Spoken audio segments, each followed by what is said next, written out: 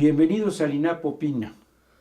El pasado viernes la Secretaría de Hacienda y la Federación de Sindicatos de Trabajadores al Servicio del Estado, entiéndase federales, la FESTC, anunciaron un incremento salarial retroactivo al 1 de enero de 5.4% a los trabajadores de base.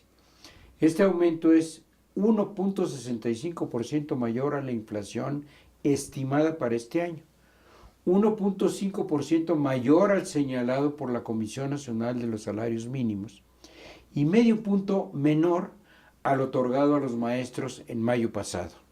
Además, se otorgaron 1,100 pesos mensuales por trabajador para capacitación. Estos datos dan pie a diversos análisis respecto a la posición de la burocracia federal frente al resto de trabajadores asalariados. La interrogante inmediata es, ¿a qué se debió este aumento un poco mayor al otorgado a los demás trabajadores? Pensemos en un triángulo, en donde en uno de sus vértices está la productividad, en otro el servicio público y en el restante el control. Entre ellos existe una tensión permanente y simultáneamente una plataforma de negociación. Por el lado de la productividad se encuentra el estímulo a los trabajadores de base para mejorar su rendimiento en el desarrollo de sus funciones, sobre todo si se consideran los 1,100 pesos mensuales para capacitación. Habría que cuidar la efectiva aplicación de estos recursos en programas específicos para mejorar el desempeño en sus labores. Ojalá que no se trate de una simulación. En el vértice del servicio público se puede especular en torno a la mejor prestación del mismo con el propósito de elevar su calidad. Esto obliga a las autoridades a medir el impacto de los resultados. El tercer vértice, el del control, merece un análisis más amplio. En primera instancia, la FESTC agrupa a 97 sindicatos de diversas dependencias, incluido el Distrito Federal, lo cual le da un gran peso político a lo largo y ancho del territorio nacional, toda vez que incluye a los empleados de las delegaciones y representaciones del gobierno federal en distintos estados de la República.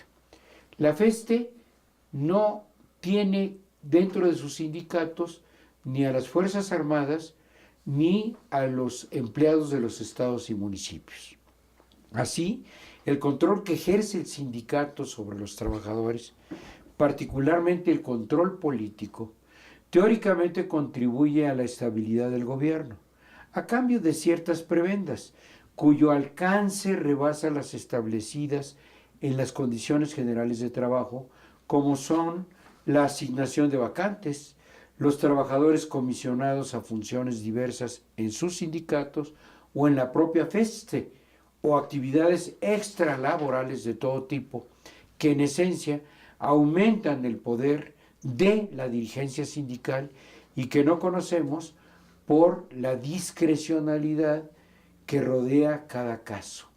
Recordemos que quienes dan vida y movimiento a la administración pública y por ende al gobierno son los burócratas. Incentivar su vocación de servicio necesariamente pasa por salarios justos, pero también es necesario mejorar su productividad y su relación con la sociedad. Estos son elementos de la legitimidad de una de las labores que pudieran ofrecer mayores motivos de satisfacción personal y dignificación, y sin embargo no es así. La población se refiere a la prestación de los servicios siempre de manera negativa. En nuestra opinión, a la par de los incrementos salariales, es necesaria la profesionalización y estímulos al desempeño de los servidores públicos, porque las medidas económicas tienden a esfumarse en poco tiempo, si no van complementadas con un cambio de actitud en los trabajadores, el cual se refleje en un desempeño más eficiente y en resultados con utilidad social mensurable. Seguiremos deshojando la margarita.